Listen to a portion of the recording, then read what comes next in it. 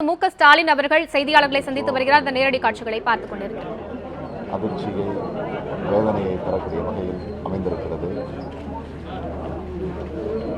மதிப்புக்குரிய ஜோ அவர்கள்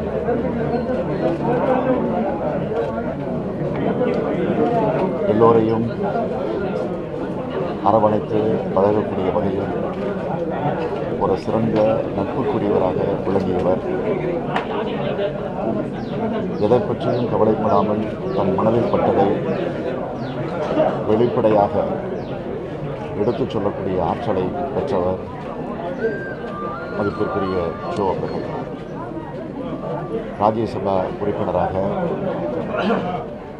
நாடக ஆசிரியராக, திரைப்பட நடிகராக, அரசியல் விமர்சகராக, இப்படி பல்வேறு துறைகளில் தனி முத்திரையை பதித்திருக்கக்கூடிய ஒரு சிறந்த அறிவாளியாக விளங்கியவர் மதிப்பிற்குரிய ஜோ அவர்கள். நீண்ட நாட்களாக அவர் உடல் நலிவுற்றிருக்கக்கூடிய நிலையில் நான் பலமுறை அவரை மருத்துவமனையிலும் இல்லத்திலும் வந்து நேரடியாக சந்தித்து தலைவர் கலைஞர் அவர்களின் சார்பில் அவருடைய உடல்நலத்தை விசாரித்துக் கொண்டிருந்தேன். ஒரு 3-4 நாட்களுக்கு முன்பாக கூட மருத்துவமனையில், அப்போலோ மருத்துவமனையில் அனுமதிக்கப்பட்டிருந்த போது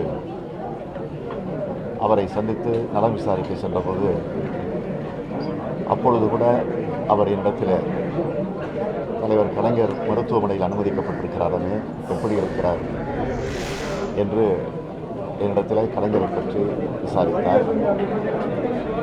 ஆக தலைவர் கலைஞரிடத்தில் அன்போடு, பாசத்தோடு, எந்த சூழ்நிலையிலும் அரசியல் கருத்து மாறுபாடுகள் எவ்வளவு இருந்தாலும் பழகக்கூடியவர் ஜோ அவர்கள். ஆக இன்றைக்கு அவர் மறைந்துவிட்டார் என்ற செய்தியை கேட்கிறபோது உள்ளபடியே வேதனைப்படுகிறேன்.